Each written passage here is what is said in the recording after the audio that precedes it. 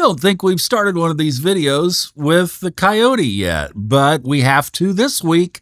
Why? Because we start the week off, bang, right off the bat, Monday at noon with a Scorpio full moon. So here we are, and boy, do we have some aspects in the sky. Here's the full moon right here at 22 degrees, 12 minutes. But look at what all is in here. I mean, we've got a mystic rectangle. Your eyes can see this. And then the kite is still there, and we are not going to be abandoning that kite. Well, I looked ahead into October. I ran the chart up into October. It's still there. Not the south node part. This part goes away over here. That leg breaks, but the rest of it is very much in place. And of course, we've got a T-square here that we've been talking about. But see, like nothing's changing in this chart. And that's the one thing that we have to keep in mind with this is that from Pluto, which now is in retrograde, so it's moving back towards zero Aquarius. Zero Aries are these hombres. Venus is pulling away, but Saturn and Neptune are there. Uranus is going to be hovering zero Gemini, and Jupiter is going to be hovering zero Cancer. This is not changing. So you have the top part of the diamond-shaped kite is just not going anywhere, and Jupiter is going to be throwing off that square. Mars will eventually move out. So what we're going to be doing, literally, for the rest of this year on the Fun Astrology podcast is we're going to be chasing the Sun, Chiron, Mercury, a little bit of Mars, and Venus as they move around and aspect this. But that's going to be it. Oh, look, we have a yacht in the chart. We'll get some of those too. This one has the moon at the top and then Chiron on one side and Jupiter on the other. So there's a little bit of karmic work being done. Here's what I think this all represents. I think it's really clear what is in the sky this week. And seriously, this is basically it. We start the week with the moon in Scorpio. We follow it through Sagittarius, Capricorn, and then by Saturday, Saturday morning early, it moves into Aquarius. So we go boom, boom, boom through the week. And that's it. I mean, that really, I'll show you a couple of other aspects that we'll be talking about, but that's really basically it. Here's what I think is going on. We have this with Neptune right there in Aries now and Saturn getting ready to move in.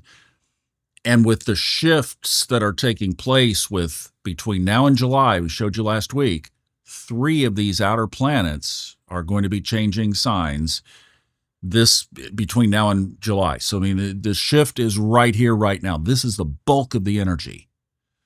So I think what this is giving us permission to do, and it's so amplified by this Scorpio moon, is that we can go into the depths of our soul and we can dig stuff up and out that can be life-changing for our soul development. Remember, P.L. Teilhard de Chardin, we are not human beings having a spiritual experience. We are spiritual beings in this flesh having a human experience. And that's what it really is all about. So a lot of this is giving ourselves these periodic permissions. You can't live here. It's too thick. It's too heavy. Scorpio moons are heavy. But we have the permission as we begin the week and the weekend ahead of it that we can go deep and we can dig out old bones. I used to do some diving down in Cozumel back in the day, and you dive on a shelf there. So you ease out on this gentle slope, and you're at about, 100 and something feet. And then, boom, that thing is like a wall, and it just goes straight down. And you look down, and I mean, if you've got any EBGBs about just dark blue, almost colorless water, you're looking down there, and I mean, you can look as far as you want, and there is nothing. Nothing. Oh, I'm sure if you stared at it long enough, you'd see a shadow of something you didn't want to, and you'd be back up to the top before your body could handle it. But the idea is, what this is about is that kind of depth. It's scary. It's intimidating.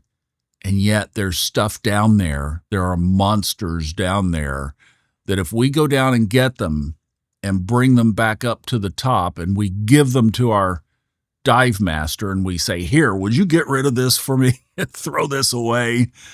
Well, that's in essence what this whole symbolism is. It's Neptune, the Lord of the sea, the deep depths down there that we're scared of. It's Pluto involved in the transformation. It's Uranus, bzzt, a little bit of surprise. Oh, I don't want to know. But, I had this very thing happen this past week where something came to mind through a little bit of just an external normal trigger.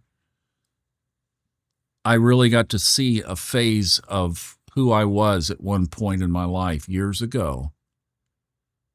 And I was like, wow, I can't believe that was me. So I was able to look at the transformation, but also go back and is all of it gone? There's more? Am I authentic? Am I being completely real? Is it all resolved? Pinch me, check. Look at the depth. And it was painful to know who I was back then, to show up for some people that way, the way that I did. But boy, did it result in a massive clearing, and it was incredible. And I wouldn't trade these kinds of little subtle experiences for anything. That's the energy of this week. Now, if we scoot the chart up to Thursday, I'll show you just a couple of other things that are showing up this week. This one is a heads up, alert that the sun, notice, is at 25 degrees and the nodes of the moon at 25 degrees. So this is a sextile to the north node, trine to the south node. That means coming up very soon, we will be in a square position, and that will be basically when we move over here. But we do have a moon wobble coming up because we back up 3 weeks from that. So we've got a moon wobble that's getting ready to pop in here at the end of this month. Of course, that's when the sun and the nodes square each other. So they'll be in a T-square relationship. And here's the other one that I would point out, and we will be feeling it all week, is the sun and the planet of Uranus meet on Saturday. I went ahead and circled Mercury here too, because a lot of folks say that Mercury and Uranus, lower octave, higher octave. But we basically have a little bit of surprise in here, and notice what sign it's in. It's in Taurus. So that could be related to money. So you might watch the markets this week. You could also have a money kind of influx or influence or kind of unexpectedness this week. So you might watch for that.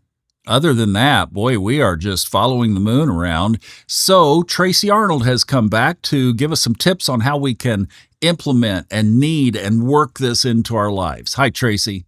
Hello, Thomas and Fun Astrology podcast friends. We're kicking off the week on May 12th at 12:55 p.m. with a full moon in Scorpio, which we know is all about transformation.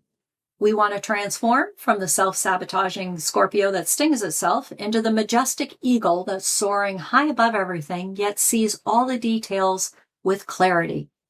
So the theme this week is to transform internal dialogue, to embrace serenity within self-compassion.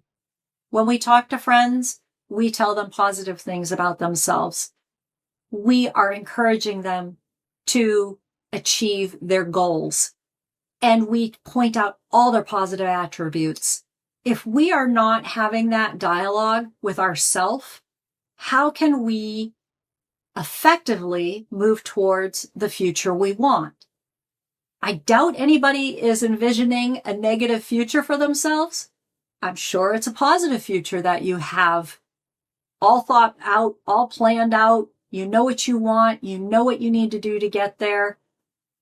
Add that additional layer of the positive mindset. Get on that high timeline vibe that Thomas talks about, and you have that additional momentum to get to where you want to go.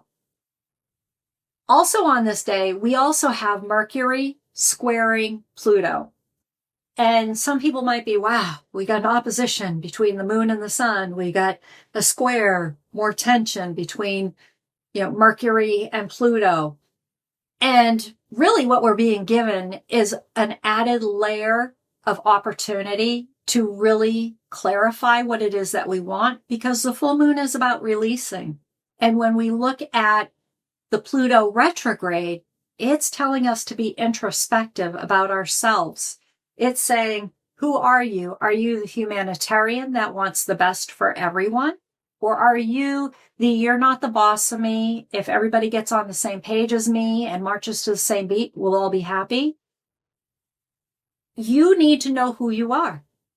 Which one are you? Pluto doesn't do superficial. Pluto does, here I am.